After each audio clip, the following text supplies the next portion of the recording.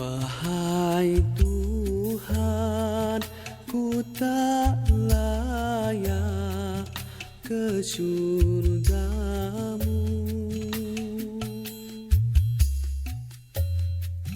namun tak pula aku sanggup ke nerakamu.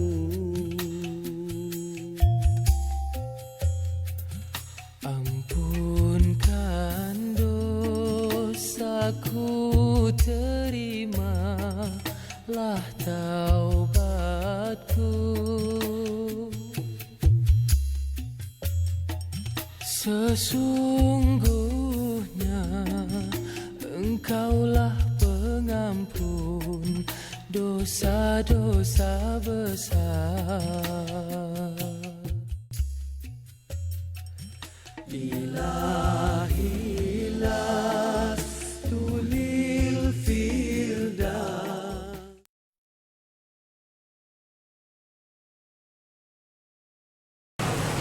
Terkhusus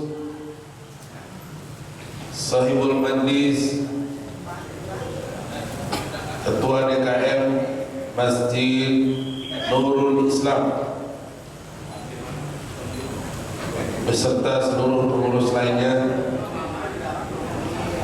dan sama-sama kita hormati orang tua kita, para penasehat Majlis Taklim Safari Subuh, Sukanto, dan para masyayikh lainnya,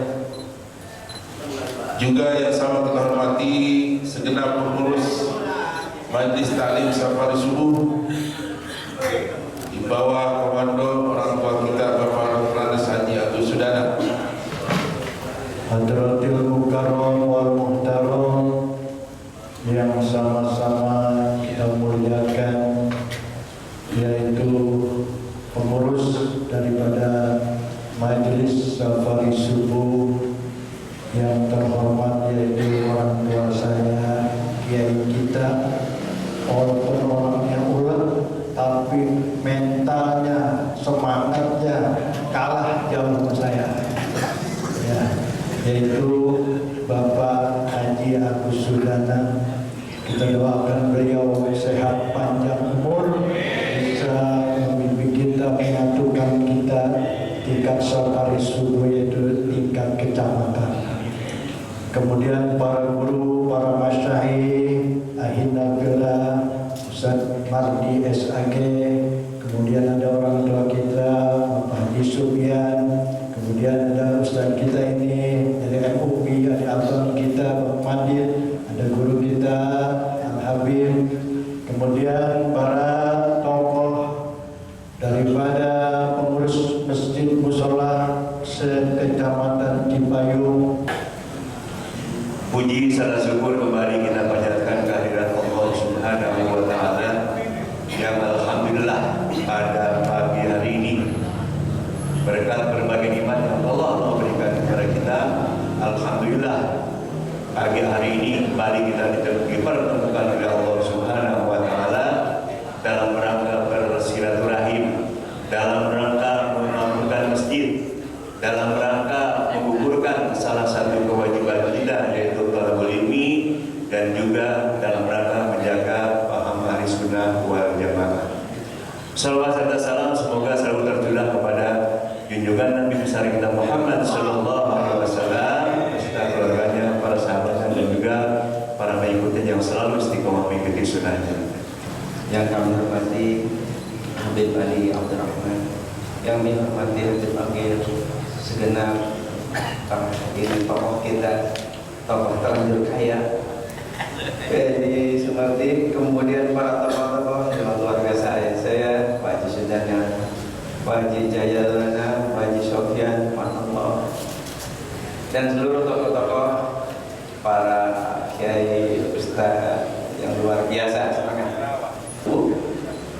Yang pertama, izin Kiai Kholiluddin selaku Ketua Cabang Cipayung DMI tidak bisa hadir karena ada acara DMI di Bogor hari ini jam 7, insya Allah sudah berangkat di DMI. Itu yang pertama, salam saja seluruh jamaah. Yang kedua, Kami di DNI selaku yang dipercaya untuk mengelola dana BOTI, yaitu bantuan operasional tempat ibadah, alhamdulillah sampai hari ini cair. Ya Rabbi bil Mustafa balligh maqasidana waghfir lana ma madha ya wasi'al karami.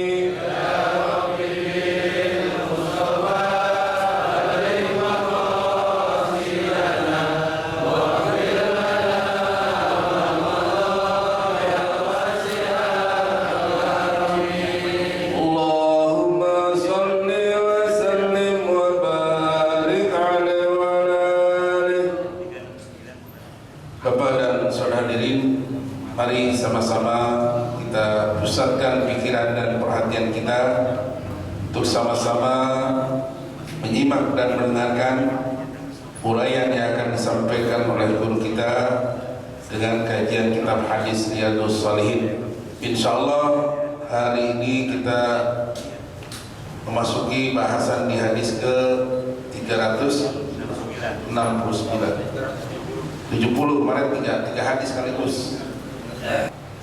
Segala puja dan puji kehadirat Allah, salawat serta salam kepada junjungan kita Nabi Muhammad sallallahu alaihi wasallam, para keluarga, sahabat, tabi'in serta seluruh umat yang selalu beristiqamah mengikuti sunnah-sunnahnya hingga yaumul qiyamah. Alhamdulillah, di pagi hari ini kembali kita dapat bersilaturahim untuk bersama-sama memakmurkan rumah Allah. Semoga apa yang kita lakukan ini mendapatkan keridhaan dan keberkahan dari Allah Subhanahu wa taala. Amin ya rabbal alamin. Kembali di kesempatan yang mulia ini kita melanjutkan pembacaan kita dari kitab Riyadhus Shalihin yang alhamdulillah pada saat ini kita sudah masuk di hadis nomor 370, yaitu masih berbicara tentang bersilaturahim, mengunjungi orang-orang yang mulia.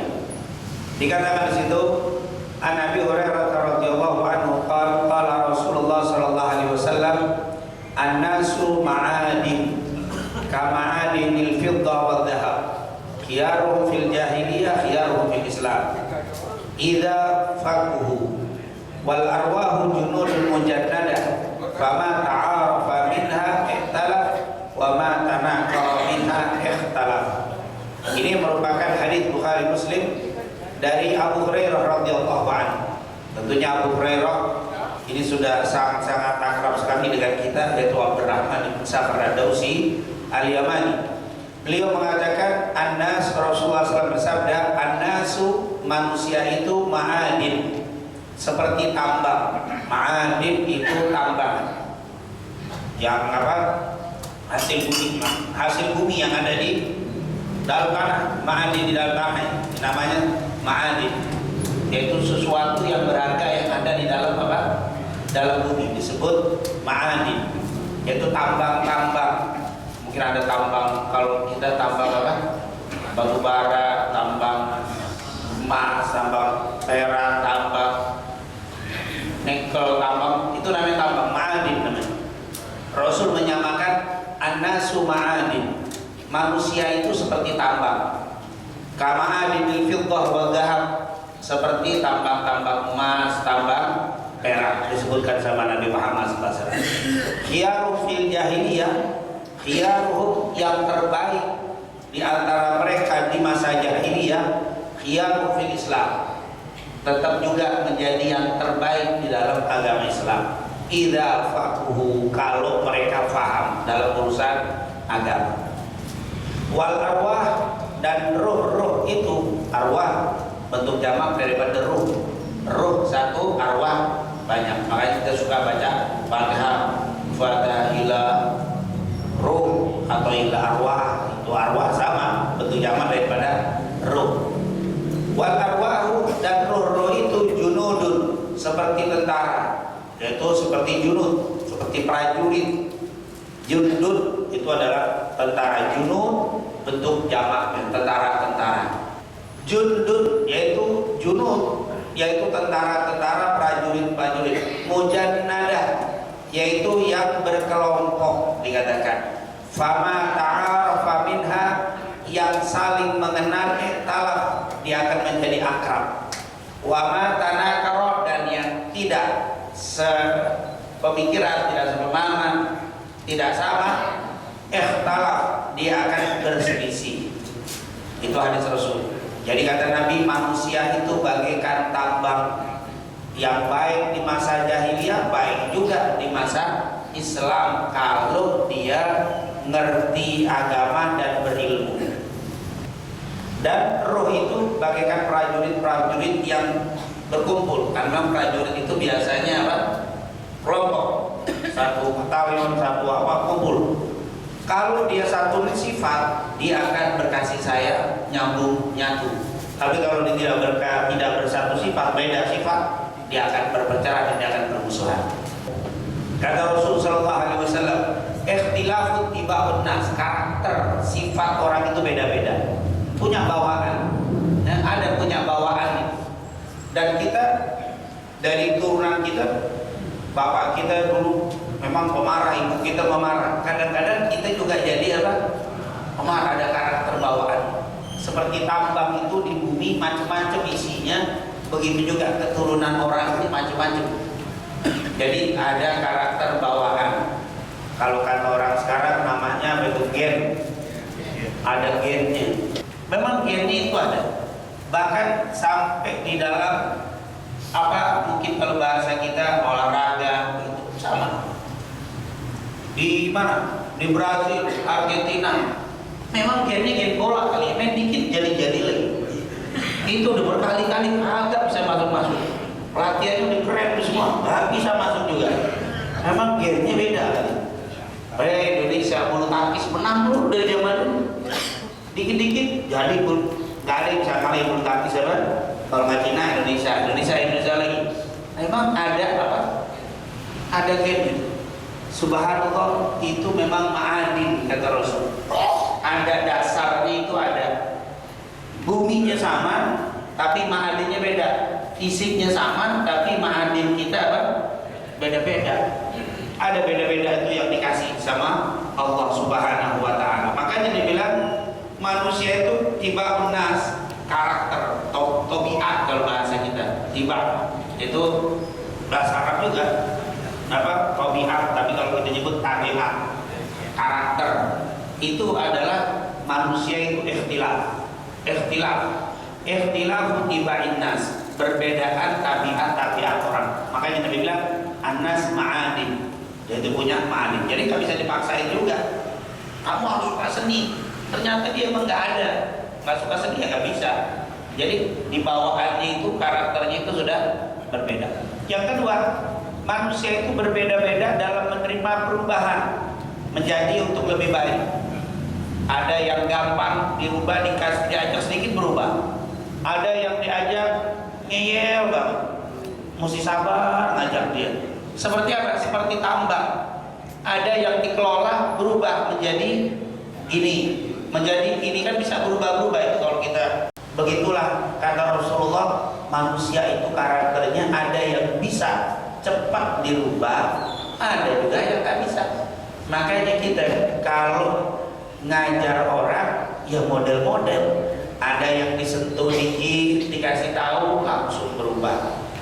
Ada yang dikasih tahu gak gampang, harus berkali-kali baru berubah. Innaka la tahdi man ahbabta walakinallaha yahdi man yasha. Innaka, kamu tidak bisa merubah seseorang, tidak bisa memberikan hidayah. Allah lah yang bisa memberikan hidayah siapa yang dia kehendaki dan dia cintai. Subhanallah. Yang kedua, yang ketiga, manusia itu memiliki sifat bawaan dari kakek moyang mereka yang berbeda-beda.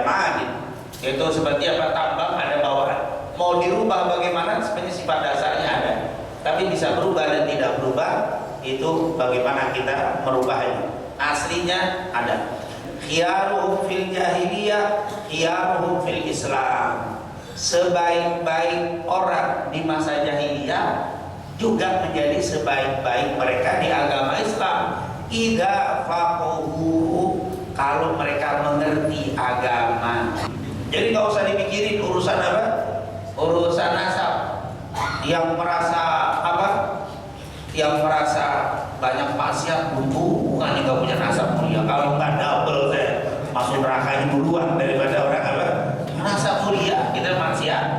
Nah ini tentunya, tapi kalau merasa coba saya punya nasab mulia, saya tunggu dulu, ini kadang-kadang orang yang sombong.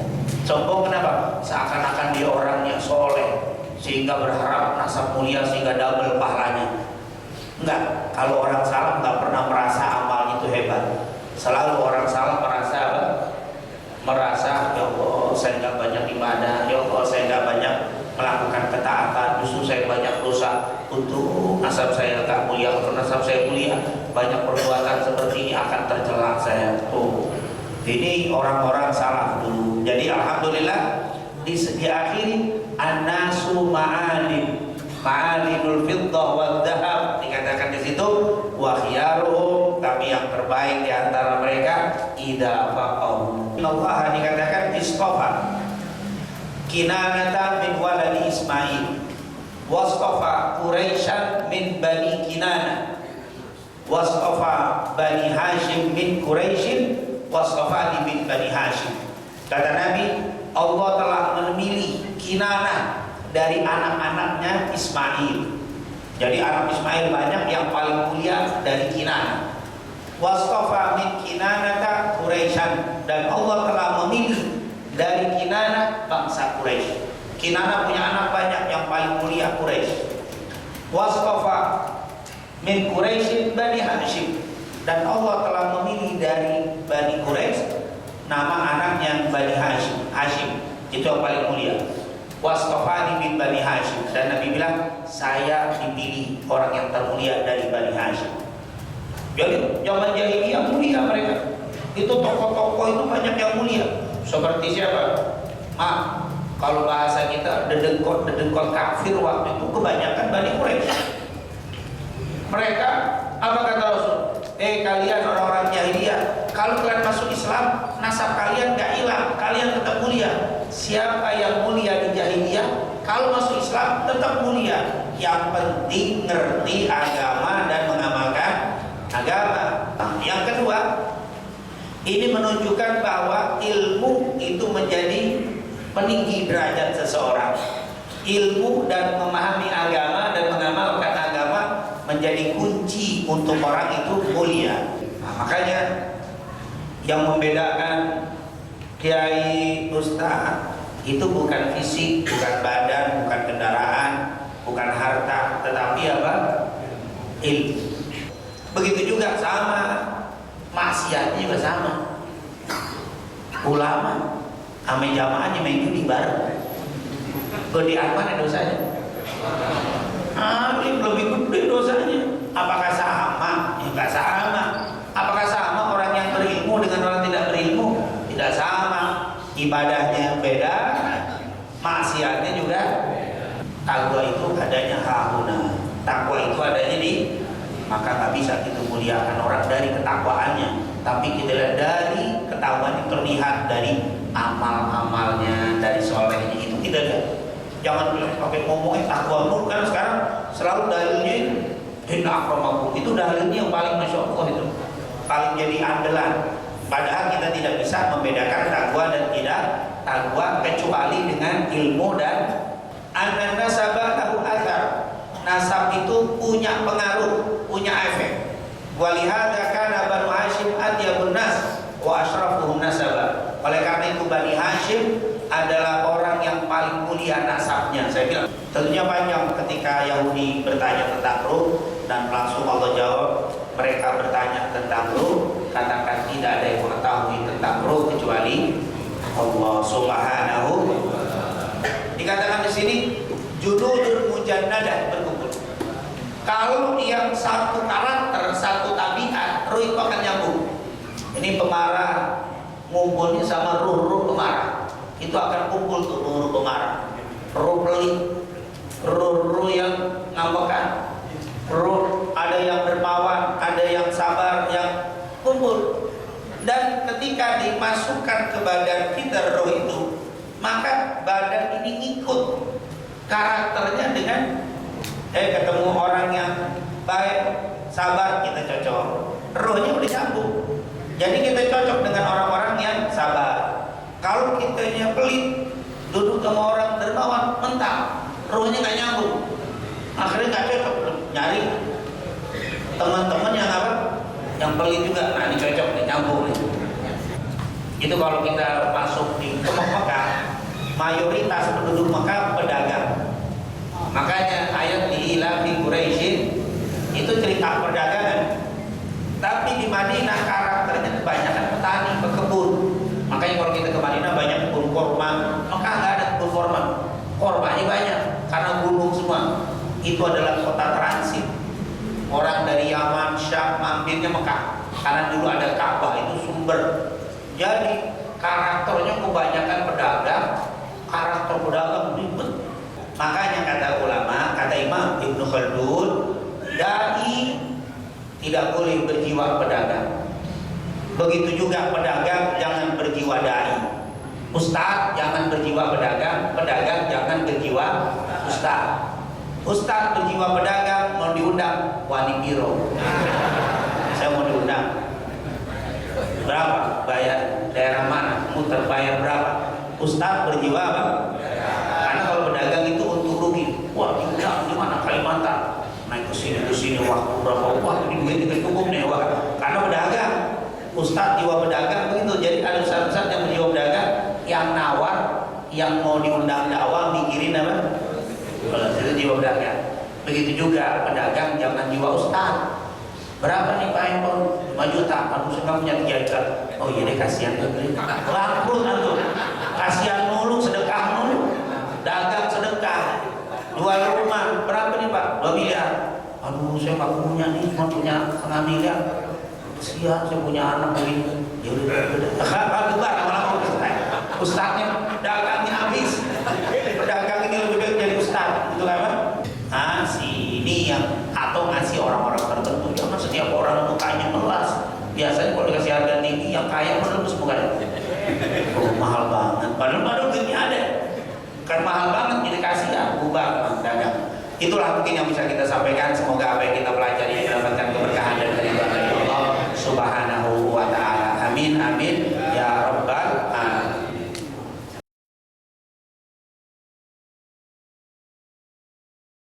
Jadi imam, dan saya punya materi tentang syarat-syarat jadi imam sangat banyak, tapi cukup sedikit saja karena memang terlalu panjang ini pertanyaan berkaitan dengan imam. Ini tentunya pembahasan materi sendiri, kita lihat seperti ini. Di dalam Islam imam itu ada 2, yang namanya imamatul kubra dan imamatul sughra. Imamah kepemimpinan.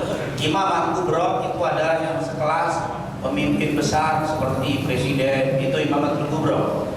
Khalifah, raja, itu khalifah, itu namanya pemimpin kubra. Ada imamah sughra, pemimpin kecil, buat karena ruang lingkupnya kecil seperti rumah tangga. Kita bapak-bapak ini sebagai pemimpin rumah tangga, kita juga pemimpin, ini namanya imam, ya.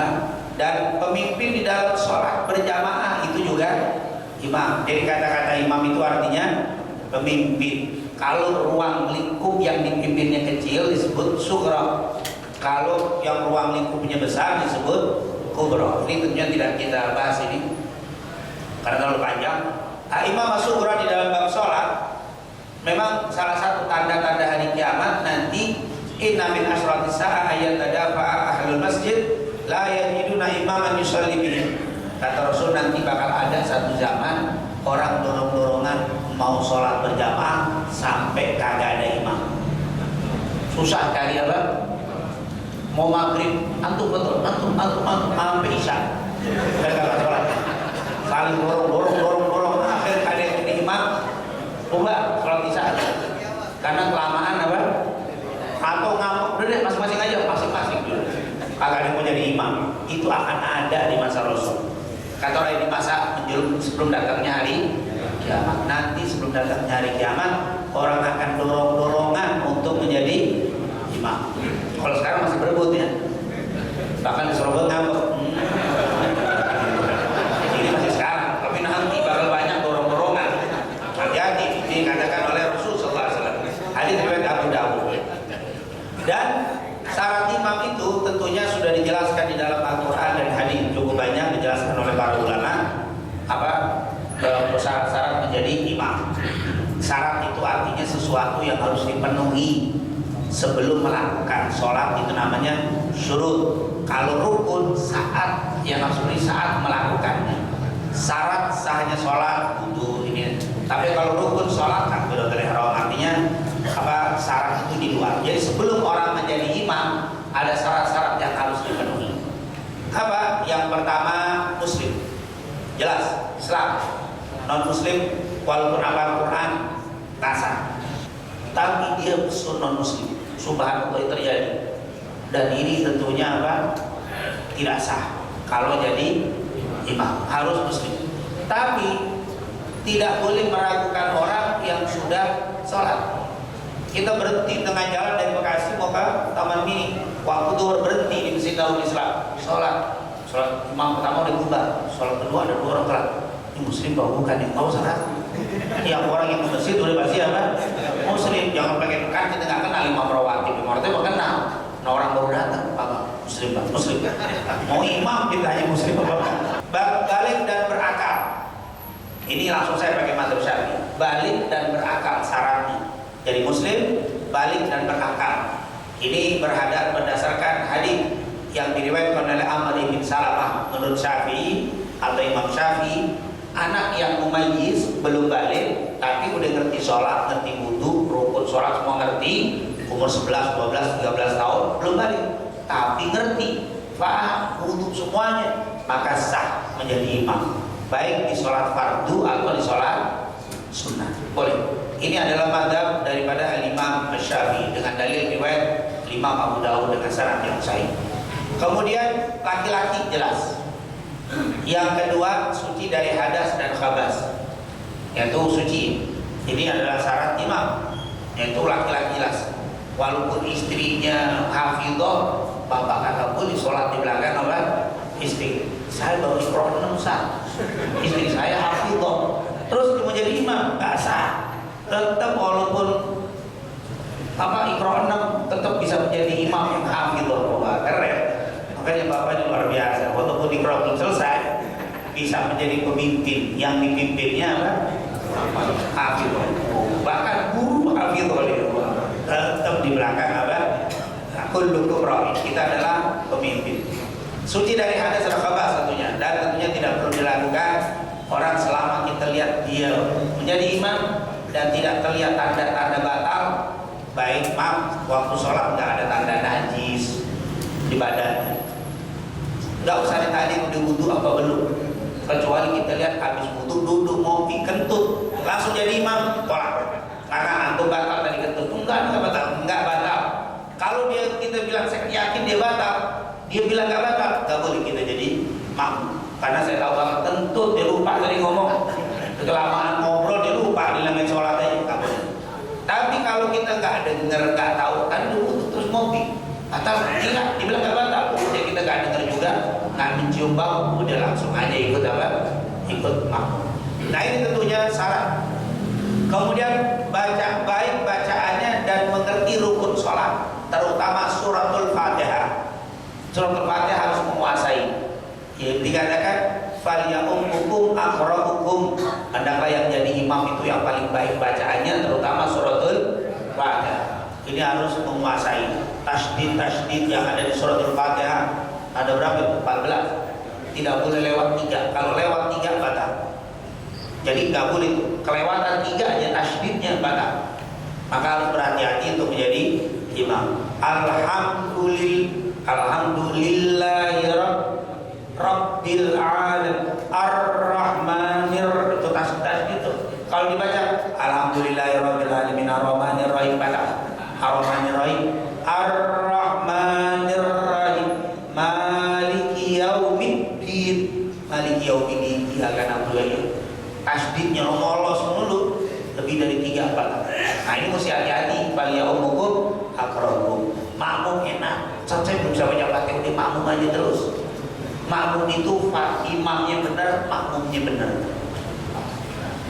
Bukan makmum tentunya, dan juga fasih bacaannya, terutama suratul Fatihah. Nah ini tentunya menjadi syarat imam yang sudah kita ketahui bersama. Dan yang terakhir bersifat adil. Adil itu artinya apa?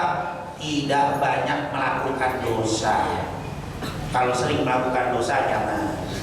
Kalau masih nongkrong, mabok, nongkrong main judi jangan jadi imam. Kalau kelihatan wah ini nongkrong itu main judi dulu, di imam mundur Pak, kalau saya jadi imam, kalau saya jadi imam. Karena itu tidak boleh. Itu adalah harus adil. Adil bukan berarti tidak pernah berbuat dosa, terpleset dosa itu biasa. Tapi kalau sering jangan. Dan kita pun maaf kalau masih banyak dosa, jangan jadi imam. Ngilu kita bertanggung jawab. Tanggung jawab imam itu gak cuma berhenti dia Pak. Maaf, kata imam, kata ustaz, kata kiai, tidak ada kata libur. Selalu 24 jam harus jadi ustaz, harus jadi kiai, harus jadi imam. Pegawai, hari ini pegawai, ternyata hari ini pegawai, besok hari Minggu, Ahad liburan ke pantai, pakai celana pendek, tetap aja gak dicela pegawai. Kan biasanya pakai jas rapi, kan lagi liburan. Tapi kalau ustaz jangan pakai begitu. Ustaz kan lagi libur, kan ustaz libur. Dimanapun antum tetap harus jadi ustaz. Kiai tetap jadi kiai, nggak boleh di pinggir pantai pakai apa? Begini, begitu di depan orang banyak. Kiai begitu, kan lagi liburan. Mau kiai mau libur nggak libur, kiai nggak ada liburnya. Berat. Imam masa imam nongkrong mabuk, nggak pantas, nggak boleh. Lain dengan orang yang bukan ustaz, bukan kiai, bukan imam. Makanya ini status susah.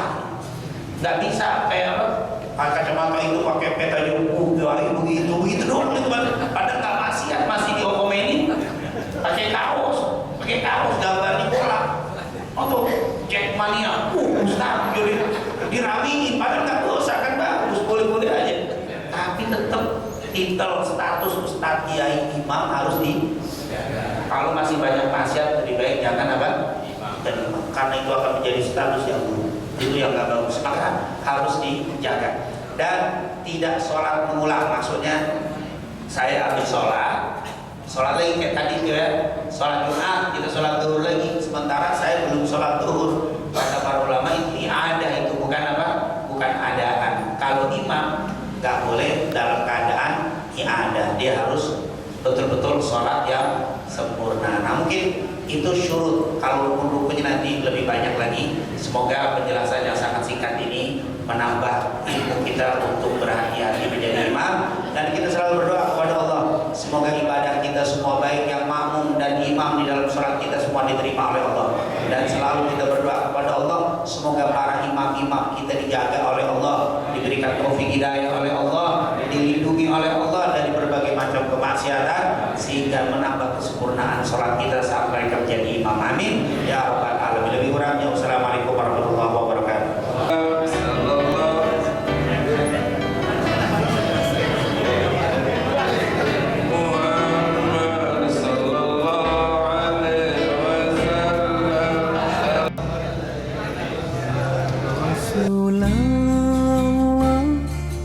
Salamun alaihi ya Habiballah,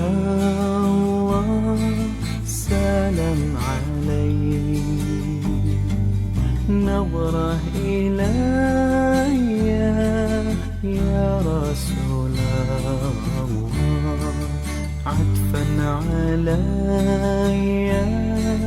Habiballah.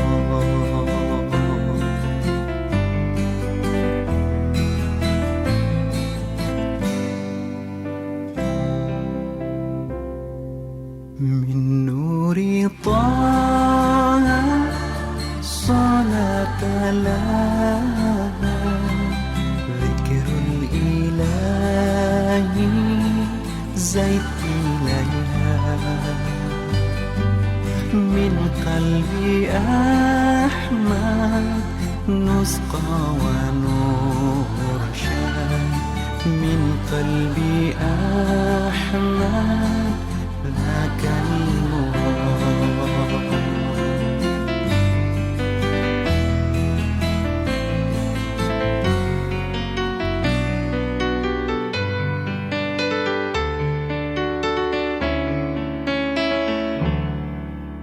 Kekasih Allah juga semesta, salawat buat salah kita semua.